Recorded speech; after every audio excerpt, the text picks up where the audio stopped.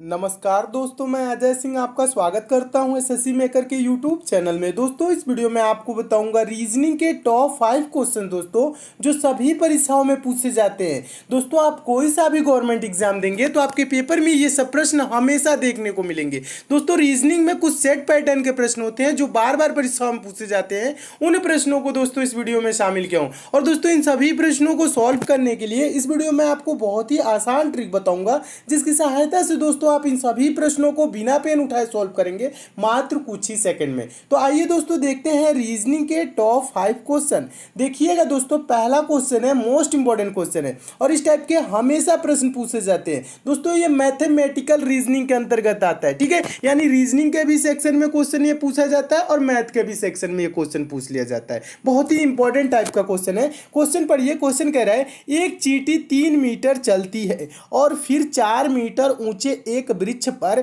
चढ़ती है।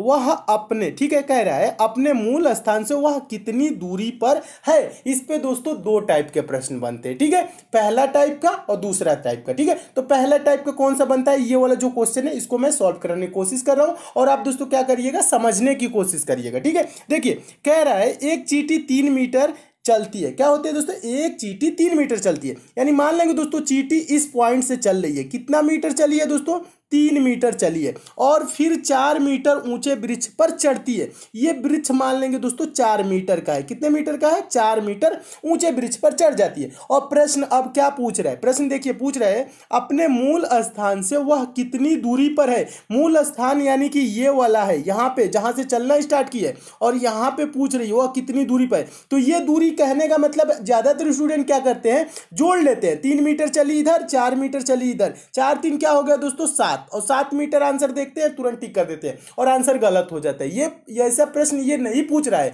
प्रश्न अगर जो पूछता हुआ कुल कितनी दूरी चली तब तो इसका आंसर हो जाता 7 मीटर। पहला टाइप का ये प्रश्न बनता है, वह कुल कितनी दूरी चली। इतना आसान तो पूछेगा नहीं पेपर में। ये क्या पूछता है दोस्तों, वह मूल स्थान से कितनी दूरी पर है। यानी कि ये वाला दूरी पूछ रहा है। ये वाला जो दूरी देखिए, जो मैं रेखा खींच रहा हूं ना, ये वाला दूरी पूछ रहा है। यहां से यहां तक की दूरी कितनी है, ये चीज पूछता है।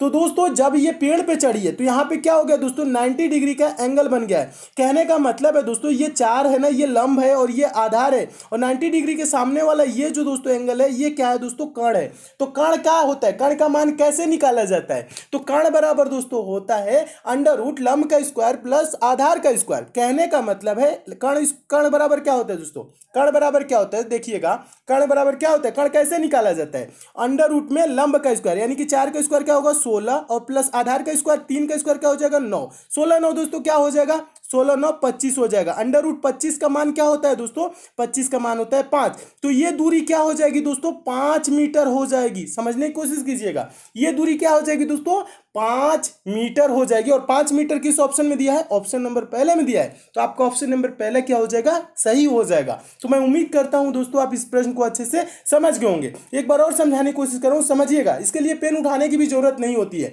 कैसे सॉल्व किया जाता है, 3 मीटर चली है फिर 4 मीटर ऊंचे वृक्ष पर चढ़ गई है और ये दूरी पूछ रहा है 3 ये 4। तो क्या करेंगे दोस्तों, 4 का स्क्वायर क्या होता है 16, 3 का स्क्वायर क्या होता है दोस्तों 9, 16 9 क्या होगा दोस्तों 25। इसको √ में रख लेंगे, ठीक है। √ का वैल्यू क्या होता है दोस्तों 5, ठीक है। तो ये कर्ण इस ऐसे आ जाएगा, ये 5 यानी कि ये दूरी जो होगी दोस्तों यहां से यहां तक की ये 5 मीटर होगी। यानी कि चींटी दोस्तों मूल स्थान से वो कितनी दूरी पे है, तो 5 मीटर की दूरी पे है और 5 मीटर ऑप्शन नंबर ए में दिया। तो आपका ऑप्शन नंबर ए दोस्तों क्या हो जाएगा, सही हो जाएगा। और इस टाइप के दोस्तों हमेशा प्रश्न पूछे जाते हैं। तो मैं उम्मीद करता हूं दोस्तों इस प्रश्न को आप बहुत ही अच्छे तरीके से समझ गए होंगे। अगला क्वेश्चन देखिएगा, दूसरा क्वेश्चन है। दूसरा क्वेश्चन आपका सीरीज से है, यह भी इंपॉर्टेंट क्वेश्चन है, यह भी पूछा गया क्वेश्चन है। देखिए प्रश्न है नीचे दी गई श्रृंखला में प्रश्न चिन्ह के स्थान पर कौन सी संख्या आएगी। प्रश्न चिन्ह है कहाँ, देखिए प्रश्न चिन्ह यहाँ श्रृंखला में दिया गया है और यहीं पे पूछ रहा है कि कौन सी संख्या आएगी। तो दोस्तों सीरीज से रिलेटेड कभी भी आपके पेपर में प्रश्न है तो आप क्या करेंगे, सीरीज को देखेंगे, सीरीज कैसे आगे चल रही है। तो जैसे दोस्तों ये सीरीज कैसे चल रही है, देखिएगा 3 है दोस्तों, 3 के बाद 5, 5 के बाद 6, 6 के बाद दोस्तों 12 हुआ, फिर 12। उसके बाद प्रश्नवाचक प्रश्नवाचक चिन्ह 24 26। यानी कहने का मतलब है अगर जो आप डिफरेंस देखें दोस्तों, यानी अंतर देखें तो 3 के बाद 5 हुआ 2, फिर 5 के बाद 6 1, 6 के बाद दोस्तों 12 हुआ 6, 12 के बाद दोस्तों 12 है यानी कि 0, फिर उसके बाद प्रश्नवाचक चिन्ह, उसके बाद से दोस्तों 24 है 26 है यानी कि 2 इधर। ठीक है, यानी ये यहाँ पे आपको कुछ नजर नहीं आ रहा होगा इस टाइप से कि ये सीरीज कैसे आगे बढ़ रही है या घट रही है, कुछ भी इस यहाँ पे आपको समझ में नहीं आएगा। यहाँ पे देखेंगे दोस्तों 2 1 6 0 ऐसे कोई कुछ भी नहीं समझ में आ रहा है। जब इस टाइप से आपके सीरीज सामने आ जाए और दिखे कुछ भी जब समझ में ना आए, तब क्या किया जाता है दोस्तों, देखिएगा तब किया जाता है हम एक एक संख्या को छोड़ के सीरीज को सॉल्व करते हैं। कहने का मतलब है 3 के बाद दोस्तों हम 5 छोड़ देंगे 6, ठीक है, 6 के बाद दोस्तों 12 छोड़ देंगे, ये वाला 12 लेंगे, फिर 12 के बाद दोस्तों ये प्रश्नवाचक चिन्ह छोड़ के 24। ठीक है, यानी कहने का मतलब है देखिए क्या हुआ, 3 दूना के 6, 6 दूना के 12, 12 दूना के 24, यानी क्या हो रहा है, मल्टीप्लाई 2 हो रहा है, यानी कि 2 गुना हो रहा है। 3 दूना के 6, 6 दूना के 12, 12 दूना के 24। ठीक है, अब देखिए अब क्या करेंगे, दूसरा जो बचा है बीच वाला उसे हम लेके चलेंगे। कहने का मतलब है 5 के बाद दोस्तों 12 हुआ, यानी क्या हुआ है दोस्तों, 5 के बाद 12 यानी कि यहाँ पे मल्टीप्लाई नहीं हो रहा है, जुड़ा है। कितना जुड़ा है दोस्तों, 5 में 7 जोड़ेंगे तो 12 हो जाएगा, यानी 7 जुड़ा है। 12 के बाद दोस्तों क्या होगा, इसमें भी 7 अगर जो जोड़ दे तो यहाँ पे दोस्तों क्या हो जाएगा, 19 हो जाएगा, और 19 के बाद दोस्तों 7 जोड़ दे तो क्या हो जाएगा दोस्तों, 26 हो जाएगा, और 26 यहाँ पे दिया हुआ है, तो यहाँ पे प्रश्नवाचक चिन्ह पे भरी जाने वाली संख्या क्या हो जाएगी, 19 हो जाएगा। और 19 किस ऑप्शन में दिया है, तो ऑप्शन नंबर पहले में दिया है, तो आपका ऑप्शन नंबर पहले दोस्तों क्या हो जाएगा, सही हो जाएगा। तो इस टाइप से सीरीज आपको एकदम अच्छे से समझ में आ गई होगी, और ये सीरीज कैसे चली है पूरा आपको क्लियर हो गया होगा। तो मैं उम्मीद करता हूं दोस्तों आप इस प्रश्न को बहुत ही अच्छे तरीके से समझ गए होंगे। क्या किया जाता है दोस्तों, जब सीरीज ना समझ में आए तो एक एक संख्या को छोड़ के सॉल्व किया जाता है, तब सीरीज समझ में आने लगती है। ठीक है, और इसका आंसर क्या हो जाएगा, 19 हो जाएगा। नेक्स्ट क्वेश्चन देखिएगा, तीसरा क्वेश्चन। और दोस्तों मैं आपको बता दूं, प्रश्न सॉल्व करने से पहले क्या किया करिए, वीडियो को पॉज कर दिया करिए, अपने आप से भी सॉल्व करने की कोशिश किया करिए। ठीक है, अपने आप से सॉल्व करने की कोशिश करेंगे तो आपके अंदर सोचने समझने की शक्ति विकसित होगी, तो आप पेपर में क्या होगा, आपको हिचकिचाहट नहीं होगी, हेजिटेशन नहीं होगी, आप प्रश्नों को पेपर में भी अच्छे से सॉल्व करने लगेंगे। तो अपने आप से भी सॉल्व करने की कोशिश किया करिए, बुक से भी प्रैक्टिस किया करिए। ठीक है, देखिए तीसरा क्वेश्चन बहुत ही इंपॉर्टेंट है, और आपको प्रश्न दोस्तों अच्छे लग रहे हैं तो वीडियो को अभी लाइक कर दीजिए, और ज्यादा से ज्यादा आप दोस्तों शेयर किया करिए। लाइक शेयर करते हैं तो दोस्तों हमें मोटिवेशन मिलता है कि आपको वीडियो पसंद आ रही है, और किसी टॉपिक में आप विशेष रूप से कमजोर है तो उस टॉपिक का नाम यानी चैप्टर का नाम भी कमेंट कर देंगे, तो भी चैप्टर में बहुत जल्द कंप्लीट करा दूंगा। ठीक है, देखिए तीसरा क्वेश्चन है, नीचे दी गई प्रश्न का सही वेन आरेख बताएं।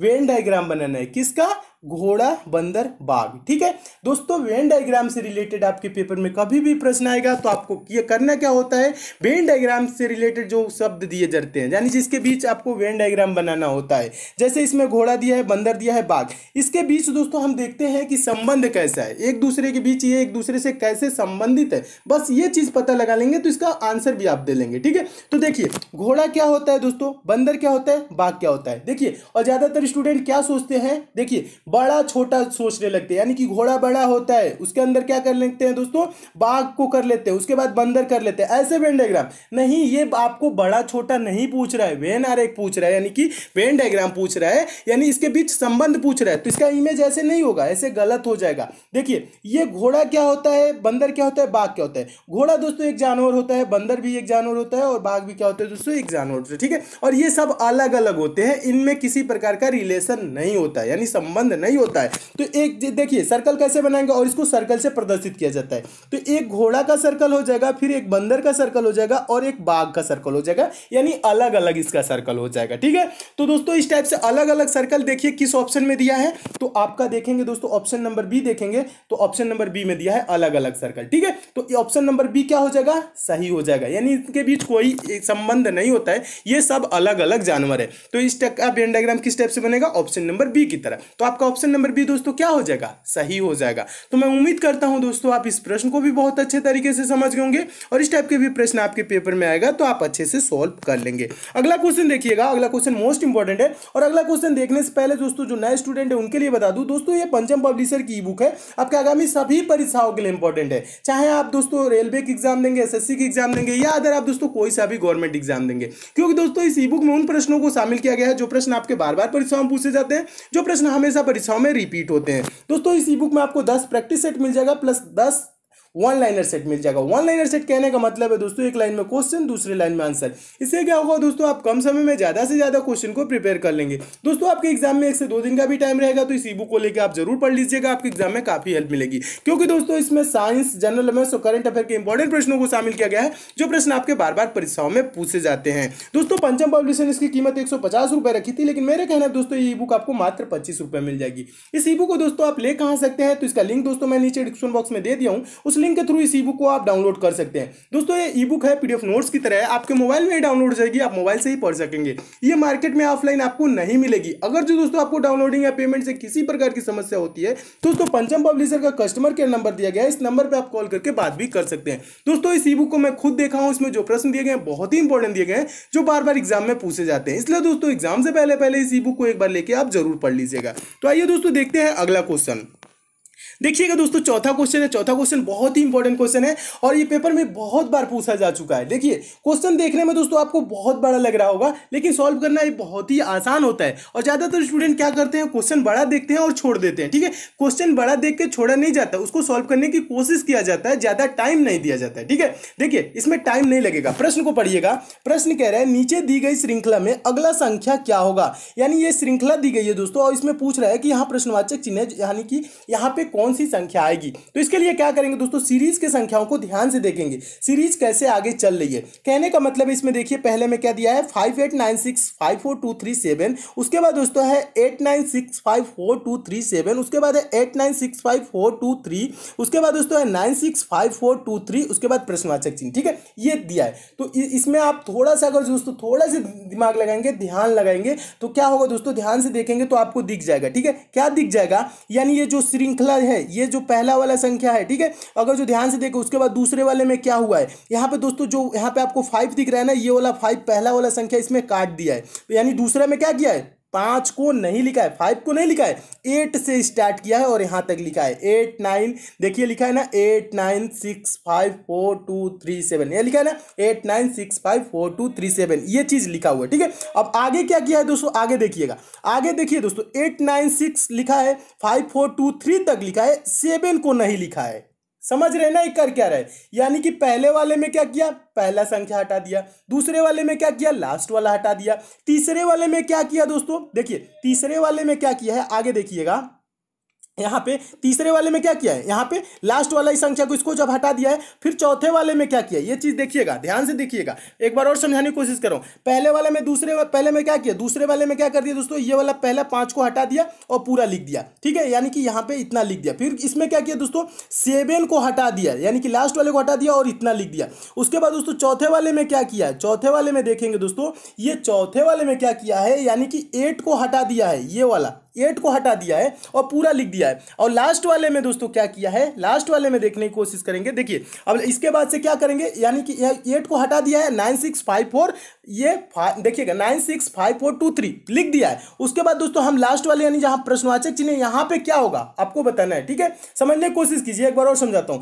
यहां पे 5 काट दिया है, दूसरे वाले में यहां पे 5 काट के और यहां पे पूरा लिख दिया है। ठीक है, तो इसमें क्या किया दोस्तों, 7 को काट दिया है, पूरा लिख दिया है। फिर क्या किया है दोस्तों, यहां पे दोस्तों 8 को काट के यहां पे लिख दिया। ठीक है, इसमें हम क्या करेंगे दोस्तों, 3 को काट देंगे, जितना बचा वो लिख देंगे। कहने का मतलब है दोस्तों ये बचा क्या दोस्तों, 96542 इसका राइट आंसर होगा, जो कि ऑप्शन नंबर डी में दिया है। तो आपका ऑप्शन नंबर डी दोस्तों क्या हो जाएगा, सही हो जाएगा। तो इस टाइप के भी प्रश्न आए दोस्तों तो आप ऐसे सॉल्व कर सकते हैं। एक बार समझ लीजिएगा, ज्यादा कुछ नहीं किया है, बस 5 काटा है फिर लिख दिया। ठीक है, फिर इसमें क्या किया है दोस्तों, 7 को काटा है लिख दिया। ठीक है, फिर इसमें क्या किया है दोस्तों, 8 को काटा है लिख दिया। फिर आगे क्या करेंगे दोस्तों, 3 को काटेंगे लिख देंगे। ठीक है, 3 को काटेंगे लिख देंगे, तो इसका आंसर क्या हो जाएगा, ये हो जाएगा। देखिए दोस्तों बहुत ही आसान क्वेश्चन है और ये बहुत बार पूछा जा चुका है, और मैं उम्मीद करता हूं दोस्तों इस प्रश्न को आप बहुत ही अच्छे तरीके से समझ गए होंगे।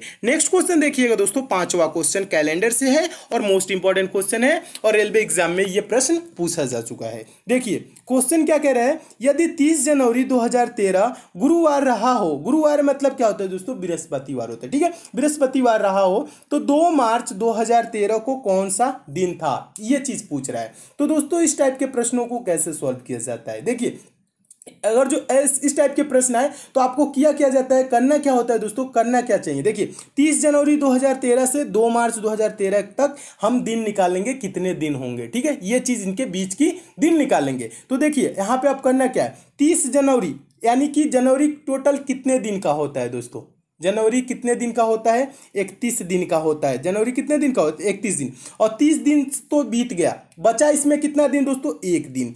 फरवरी कितने दिन का होता है दोस्तों, 28 या 29 दिन का। लीप ईयर जो होता है दोस्तों उसमें फरवरी होता है 29 दिन का। और लीप ईयर कैसे निकालते हैं, कैसे पहचानते हैं, तो जो दोस्तों जो वर्ष होता है, जैसे यहाँ 2013 है, अगर जो इसमें पूरा पूरा भाग चला जाएगा तो ये लीप ईयर होगा। इसमें दोस्तों चार से किससे दोस्तों, 4 से पूरा पूरा भाग चला जाएगा, जिसमें वो क्या होता है, लीप ईयर। जैसे 2012 में पूरा पूरा 4 से भाग चला जाएगा, ठीक है। 2020 है, 2012, 2016, 2020, ये क्या होगा दोस्तों, ये सब लीप ईयर होते हैं। इसमें 4 से पूरा पूरा भाग चला जाता है। तो इसमें फरवरी माह कितने दिन का होता है, 29 दिन का होता है। लेकिन 2013 क्या है, लीप ईयर नहीं है, तो इसमें फरवरी माह कितने दिन का होगा, 28 दिन का। तो फरवरी में कितना दिन बचा दोस्तों, 28 दिन। और पूछ क्या रहा है दोस्तों, 2 मार्च को, फरवरी के बाद आएगा मार्च, 2 मार्च यानी कि 2 मार्च में 2 दिन, ठीक है। अब इसको जोड़िए, कितना दिन हुआ, 1, 28, 2 जोड़ेंगे, 1, 28, 29, 29, 2, 31, कितना दिन हो गया दोस्तों, 31 दिन। अब क्या करेंगे दोस्तों, इसके बीच का दिन कितना आ गया, 31 दिन आ गया। हम 31 को क्या करेंगे दोस्तों, 7 से भाग करेंगे। 7 से क्यों भाग करते हैं, सप्ताह में 7 दिन होते हैं, प्रत्येक सप्ताह के बाद वही दिन रिपीट करने लगता है, इसलिए दोस्तों क्या करते हैं, 7 से भाग करेंगे। 31 को दोस्तों 7 से भाग करेंगे तो क्या होगा, 7 चौक 28 हो जाएगा। और यहाँ पे शेषफल में क्या बचेगा, शेष क्या बचेगा, 31 में से 28 घटाएंगे तो क्या हो जाएगा, 3 बचेगा। ये जो 3 दिन बचा ना, इसी को क्या करेंगे, गुरुवार में जोड़ देंगे।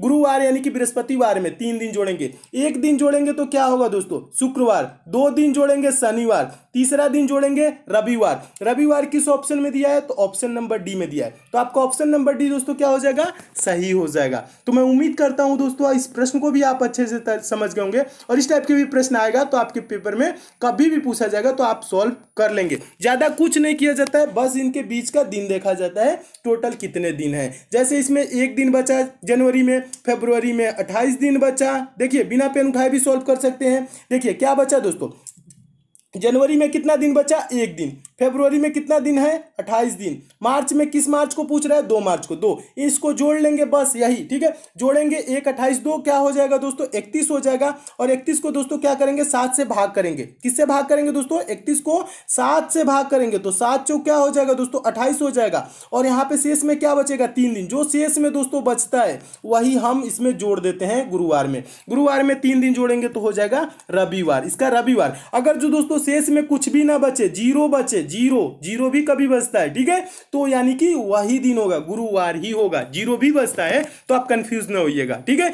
अगर जो जीरो बचेगा तो गुरुवार ही होगा। और इसमें 1 दिन बचा, 2 दिन बचा, 3 दिन बचा, जितना दिन बचता है उसको हम गुरुवार यानी कि जो दिन दिया रहता है उसमें हम जोड़ लेते हैं। 3 दिन जोड़ेंगे, रविवार इसका राइट आंसर हो जाएगा। दोस्तों इसमें और भी क्वेश्चन है, उसको मैं नेक्स्ट पार्ट में करा दूंगा। अगर दोस्तों आपको किसी विशेष चैप्टर में प्रॉब्लम है तो उस चैप्टर का नाम भी आप नीचे जरूर कमेंट कर दीजिएगा, वो भी चैप्टर में बहुत जल्द कंप्लीट करा दूंगा। अगर दोस्तों आप मैथ में वीक है, मैथ बेसिक से 0 लेवल से और चैप्टर वाइज दोस्तों पढ़ना चाहते हैं तो दोस्तों आपके लिए एक चैनल बनाया हूं जिसका लिंक नीचे डिस्क्रिप्शन बॉक्स में दे दिया हूं। दोस्तों आप उस चैनल पे जाके चैनल को सब्सक्राइब कर लीजिए, नोटिफिकेशन बेल को ऑन कर लीजिए, जहां पर दोस्तों मैं मैथ बेसिक से पढ़ा रहा हूं, 0 लेवल से पढ़ा रहा हूं और चैप्टर वाइज पढ़ा रहा हूं। कुछ दिनों में दोस्तों मैथ के वहां जब सारी चैप्टर समाप्त हो जाएंगे दोस्तों आप भी मैथ के प्रश्नों को सेकंडों में सॉल्व करने लगेंगे, वो भी बिना पेन उठाए। तो मैथ में आपको थोड़ी सी भी प्रॉब्लम होती है दोस्तों उस चैनल पे जरूर जाए, जिसका लिंक नीचे डिस्क्रिप्शन बॉक्स में दे दिया हूं। और ये सब दोस्तों आपको प्रश्न अच्छे लगे हैं, समझ में आए हैं तो इस वीडियो को दोस्तों लाइक जरूर कीजिएगा। लाइक वाला सिंबल दोस्तों नीचे इस टाइप से बना होगा, यहाँ पे प्रेस कर दीजिएगा। और शेयर वाला सिंबल दोस्तों इस टाइप से बना होगा, यहाँ पे प्रेस करके फेसबुक, व्हाट्सएप, टेलीग्राम जितने भी दोस्तों आपके पास स्टडी ग्रुप हो उस ग्रुप में शेयर जरूर कीजिएगा। जो दोस्त इस चैनल पे नए हैं, जिनको दोस्तों हमारे वीडियोस की डेली नोटिफिकेशन नहीं मिलती, नीचे दोस्तों रेड कलर के इस टाइप से सब्सक्राइब लिखा हो दोस्तों, यहाँ पे आप क्लिक करके चैनल के साथ जुड़ जाइए। और बगल में दोस्तों बेल आइकन का सिंबल बनेगा दोस्तों, ये नोटिफिकेशन बेल आइकन होता है, इसे प्रेस करके ऑन कर लेंगे तो ये इस टाइप से दिखने लगेगा। जब ये दोस्तों इस टाइप से दिखेगा तो आपको डेली सारे वीडियोस की नोटिफिकेशन यानी आप तक मैसेज जाएगा। तो दोस्तों सब्सक्राइब और बेल आइकन पे प्रेस जरूर कीजिएगा। तो मिलते हैं दोस्तों अगले वीडियो में और भी इंपॉर्टेंट प्रश्नों के साथ, तब तक के लिए दोस्तों धन्यवाद।